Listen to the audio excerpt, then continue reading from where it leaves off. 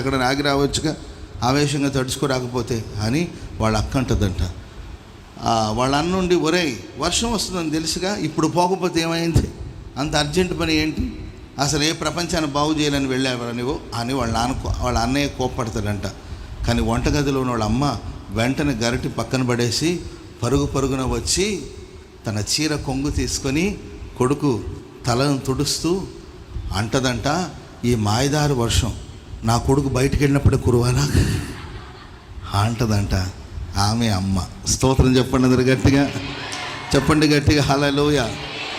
So అమ్మ విలువ అమ్మ ఉన్నవాళ్ళకి తెలియదేమో, నాకు తెలిసినంతవరకు.